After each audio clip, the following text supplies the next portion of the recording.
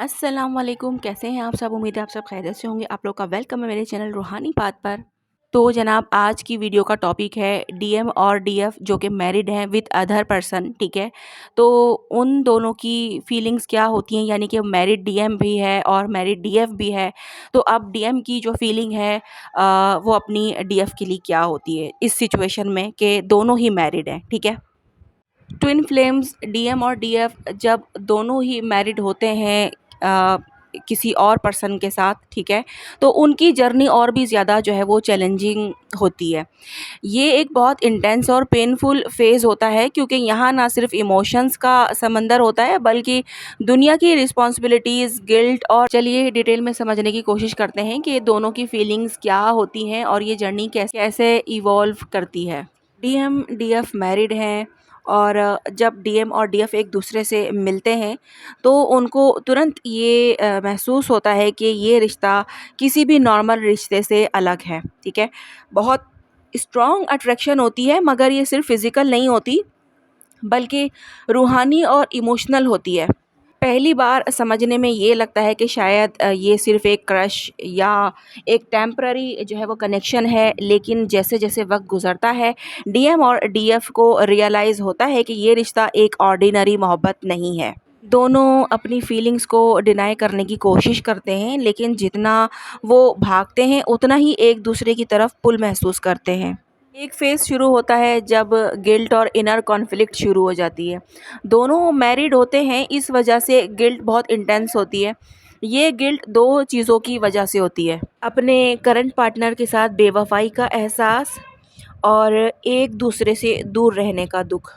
DM और DF दोनों बहुत ज़्यादा कन्फ्यूज़ महसूस करते हैं, क्योंकि एक तरफ दुनिया का सिस्टम है, दूसरी तरफ एक पावरफुल सोल कनेक्शन। बहुत बार ये सोचते हैं कि क्या ये सिर्फ़ एक वहम है, लेकिन यूनिवर्स बार-बार साइन और सिग्नल्स देता है, जो उनको ये याद दिलाता है कि ये रिश्ता हकीकी है।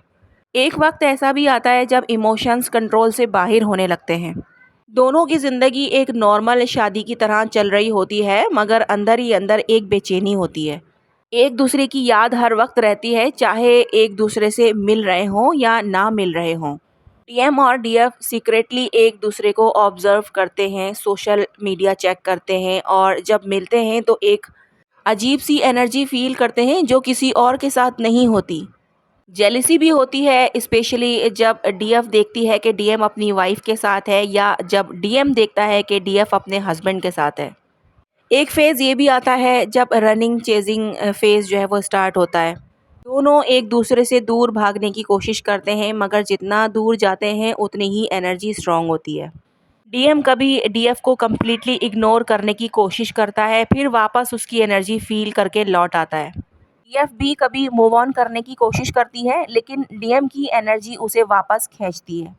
ये फ़ेज़ बहुत ही पेनफुल होता है, क्योंकि दोनों को समझ नहीं आता कि किस तरफ जाना चाहिए, दुनिया की तरफ या फिर अपनी सोल की तरफ।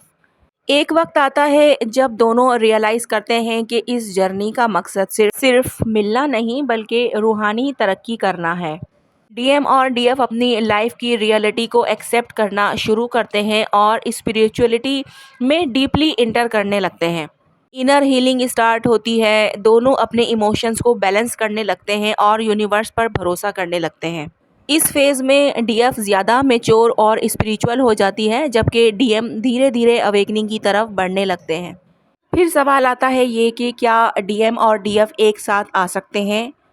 हर ट्विन फ्लेम जर्नी का आउटकम अलग होता है।